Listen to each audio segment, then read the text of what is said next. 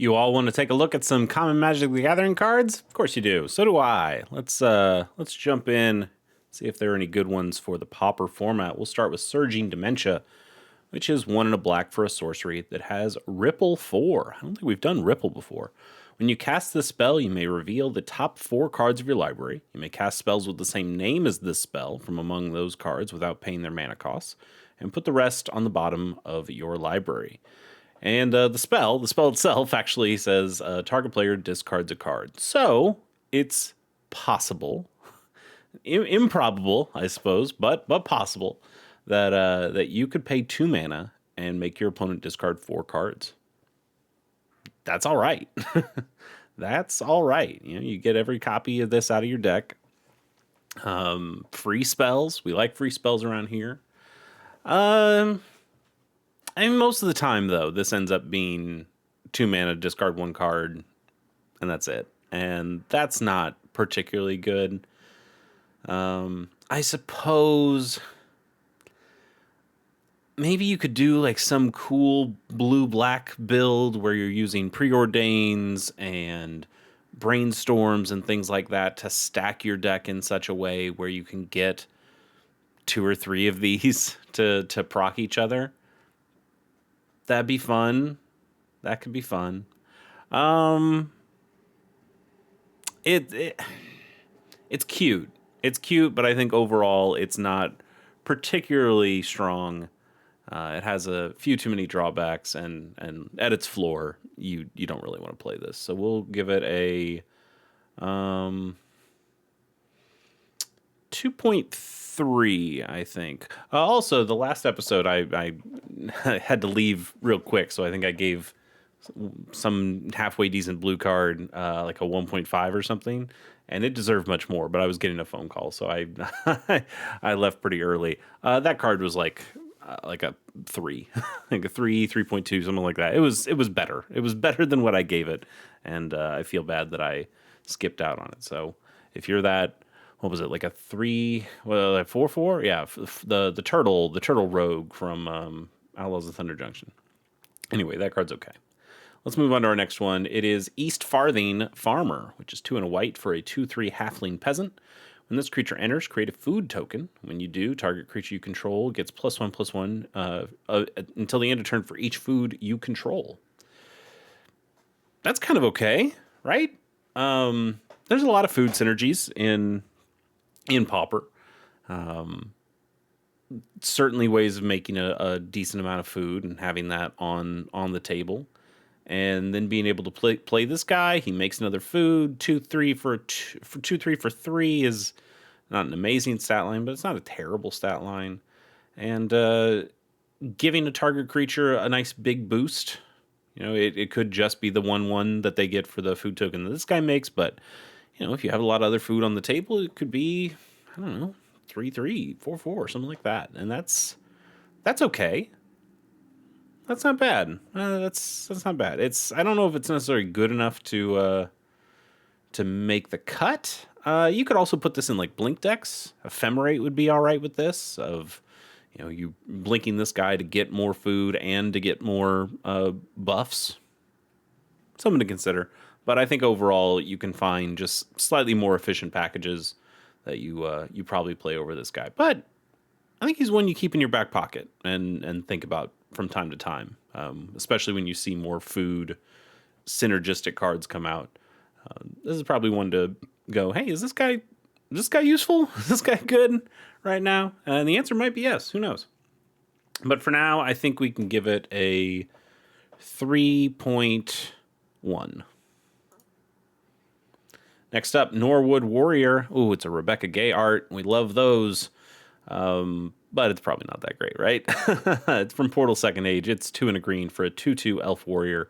Whenever this creature becomes blocked, it gets +1/+1 until end of turn. So it's like half a Bushido. I guess it's the good half of Bushido. It's whenever this creature becomes blocked. So you can at least be relatively aggressive with it, knowing that you get that bonus when you become blocked. So it makes sense to attack with it. It's not very good. It's not very good. The best part is the art, of course. The art is really good, as Rebecca usually puts together. But I think this can get a. Man, it gets mostly just a costly grizzly bear, right? And that doesn't feel good. Let's give this a 1.7. Pigment Storm is up next. Pigment Storm is 3 and double red for a sorcery that says Pigment Storm deals 5 damage to target creature. Excess damage is dealt to that creature's controller instead. Not great. 5 mana for 5 damage. I don't love that. That's. I guess it's.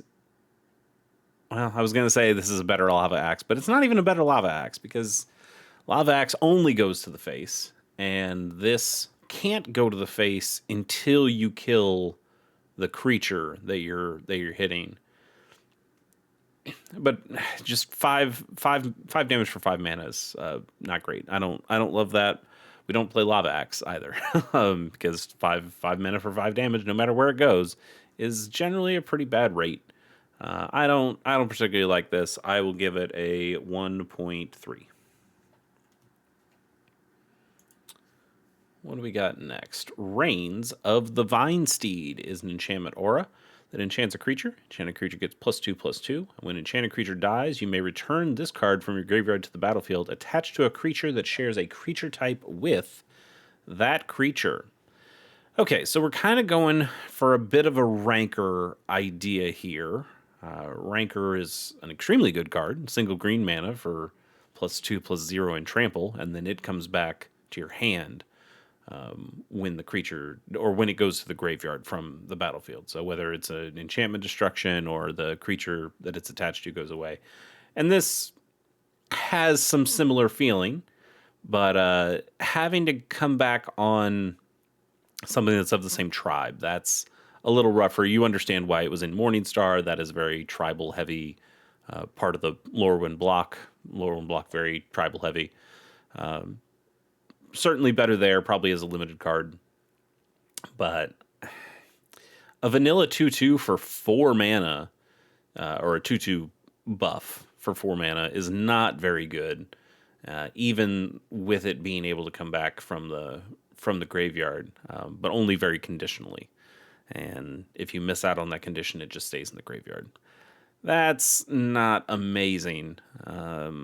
So we're gonna give this a pretty bad score. I think this can get a 1.5. 1.5.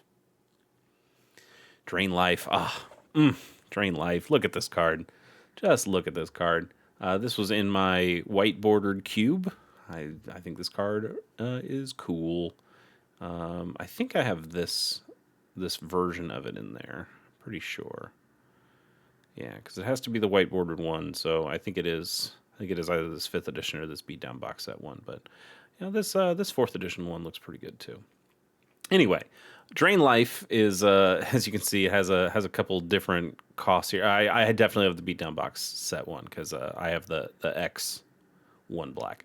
Anyway, kind of ignore the card that you're seeing here.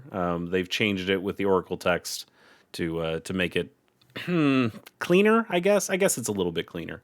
So Drain Life is X, 1, and a black for a sorcery, and you can spend only black mana on X.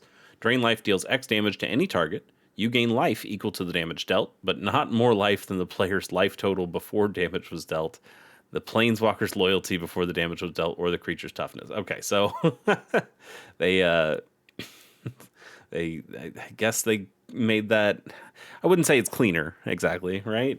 But it is more specific for the rules of Magic. So because this can target anything, you have to say what happens when you target a planeswalker as well.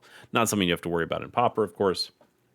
But the idea here is pump as much black mana into X as you want, but it can only gain you life back for the amount that it actually did damage to. So if the creature would die, if the creature's a 5/5 and you put 6 black mana into this, you're still only gaining the 5 back, even though you deal 6 damage.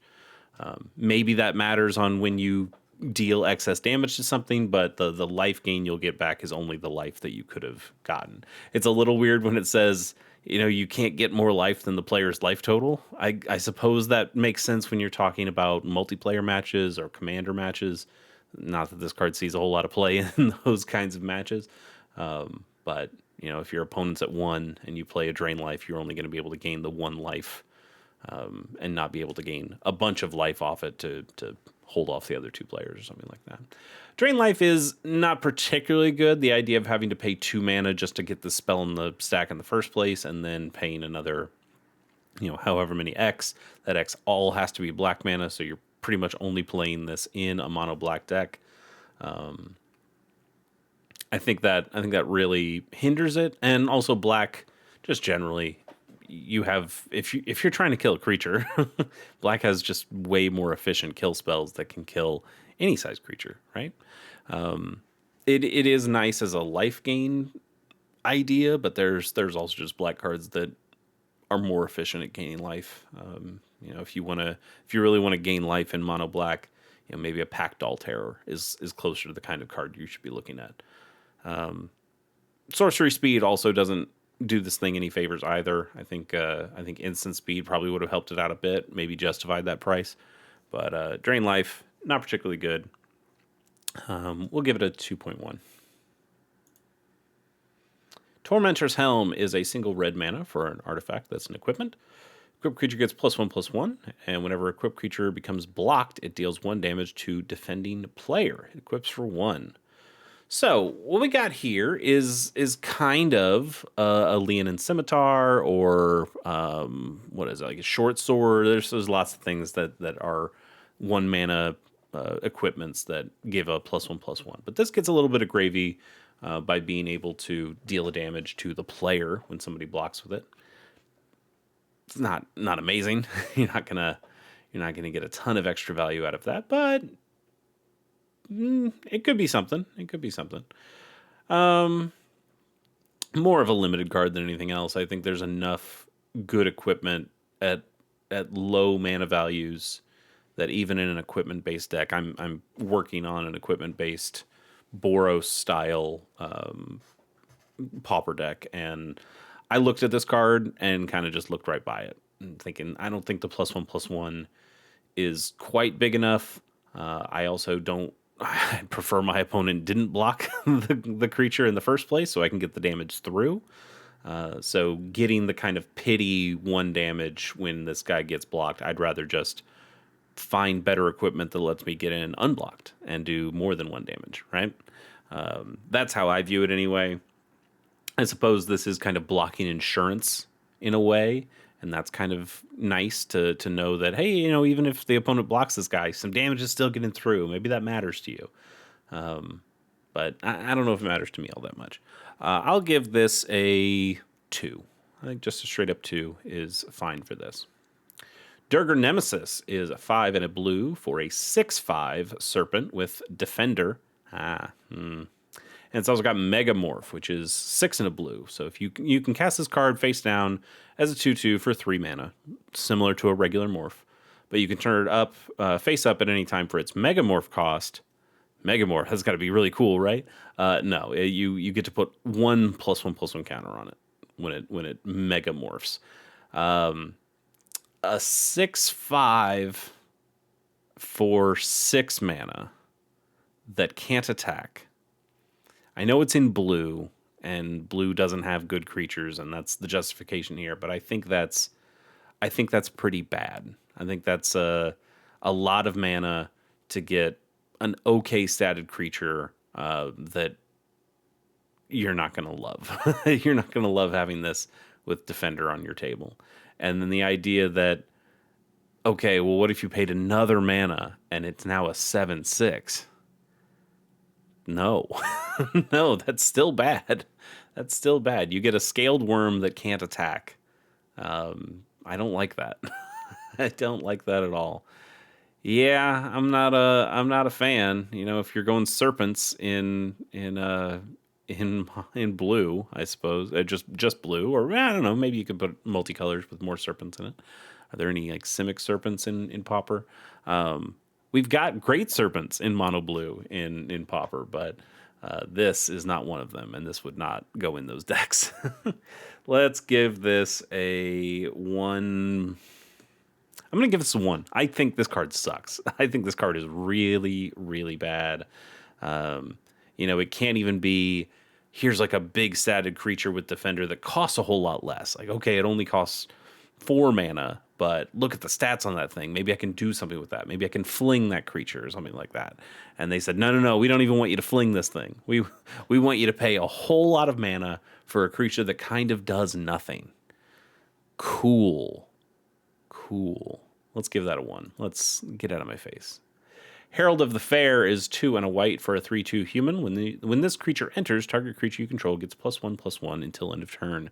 That is normal magic right there. It's not a terrible price. 3/2 for 3 in white. If this was a 1/1 counter, it still wouldn't be great, but it would be better.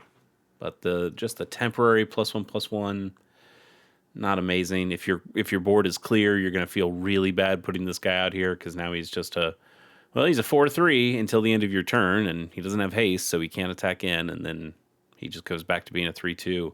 That's going to feel real bad for your 3 mana. And I think that's going to happen more often than you might think, to not have another creature out there on the board. 1.9. That's even too high. Like 1.7. Blind Spot Giant. Oh, another lower one card. I remember opening this guy. 2 and a red for a 4/3 Giant Warrior. This creature can't attack or block unless you control another giant. Okay. So think back a couple cards to that Durger Serpent thing that we saw. 6/5 Defender, but it costs 6. This is a better statted creature for a lower price. 4/3 for 3. That's a great rate. You don't mind that at all. And it does have this drawback where it can't attack or block unless you control another giant. So giants are generally higher costed cards. The idea that you probably, in the designer's minds, they're thinking, well, you can probably play this on 3, but you can't do anything with it until maybe turn 4, maybe even turn 5, until you're able to get an actual giant out with that amount of mana. The thing, though, is this is Lorwyn, so there are changelings, which are every creature type, including giant. And you could get some much cheaper changeling creatures out early, and then this thing is just a 4/3 for 3, and that feels a whole lot better. Now your opponent gets the option to manipulate you a little bit. Maybe they take out your changeling or take out your other giant creature, and this creature now is somewhat useless until you're able to put something else on the board. But unlike that serpent that we saw before, being this cheap does allow you to fling something like this. And so even though it can't attack or block, its power does matter. And that's kind of cool. I don't think this guy's terrible. I wouldn't really put him in a deck outside of limited. And but you can see how this is a better card than the last one we saw. So whereas that one we saw, that serpent, we gave a 1, I think you can give this like a 1.8, maybe. You know what? Even for just the trick stuff that you can do with it, there are lots of cards that care about, the ferocious mechanic, cards carrying about 4 power or more. This is a 4 power creature for 3 mana. That unlocks a lot of those ferocious abilities. Even if he doesn't get to attack or block, he still opens up the game plan for lots of other things that you might do. And for that, I think he's actually better than than even I was thinking originally. So I'm going to go ahead and give him a 2.3, knowing that he has that little extra value on him. And not a fantastic card, but something to consider if you are doing something more in a ferocious style pile, or if you are doing more of a fling strategy. Maybe this guy isn't as bad as you thought, or you just have a lot of cheap changeling creatures, or somehow a lot of cheap giants. I don't think there are a lot of cheap giants, but they continue making more Magic the Gathering cards, I'm sure there's a giant. You know what? Let's check ourselves. Let's check ourselves. Type line is giant. And let's put it. Let's say it has to be legal. Actually, you know what? Let's say it doesn't have to be legal in Pauper. I'm just interested to see mana value equal to 1. Anything. No cards. All right, makes sense. Makes sense. But what if we put Changeling here, and we saw the 1 mana Changeling guys? Not not a lot. There's 3, but you know, you could put a universal automaton in your deck, and then your giant guy works just fine. The change in outcast could work. Even the moth dust, if you're going for more of like an is it theme. I think those are things to consider. Anyway, still not very good. Blind spot giant. Like I said, it's like a, what did I say? Like a 2.3, something like that. I think that's about right. Last card of the day. Ooh, baby, it's a heater. Ghostly Flicker. 2 and a blue for an instant. Exile 2 target artifacts, creatures, and or lands you control. Then return those cards to the battlefield under your control. This is a hot card in a couple of different decks. You see this in some Tron decks, like Flickertron. This is the Flicker in Flickertron. You see this in blue-white familiars, or lots of familiars decks. Any familiars decks that use blue. You'll see this guy as well because he has the familiars make your blue spells cheaper, and then you get this down to where it can only cost 1 mana because you got a couple familiars out. Now you're able to play this flicker, you know, thinking about all the things that you have to do. And like blue-white flicker, the blue-white familiars, you play like Ephemerate, and you have your Archaeomancer, and you're able to flicker your Archaeomancer and get this, and then play this because you pay this one for 1 because you've got your familiars out, but then you also have your other card that says whenever you cast a blue card, you gain a life, so you can get infinite life that way because you're just able to continue to flicker your Archaeomancer and then grab this back with Archaeomancer, and you can also untap a land when you do that as well. Just some really dirty stuff you can do with this. This is a cool card. It's been seen in a lot of decks, and it probably will continue to be seen in a lot of decks. I've got a blue-black flicker deck, and I've tried to put this in this deck, and I don't have any familiars or ways of reducing the cost, so it ends up being a little pricey for the decks that I want to use it in. So I found other cheaper alternatives, but it's hard to deny how great of a card this is. It's a little sad that it doesn't work on enchantments. I think that would be pretty fun if it could work on enchantments as well. But at this point, it's already a really good card, so enchantments would only push it further. I'm going to give this an 8, I think. I think it is worthy of an 8. And, you know, this might be the first time we go without a bonus card. Do we do that? I like ending on a really good card. Let's end on this gun. Yeah, no bonus card today. End on Ghostly Flicker. Go pick up 4 copies of this. What a great card. We'll see you next time. Thanks for joining.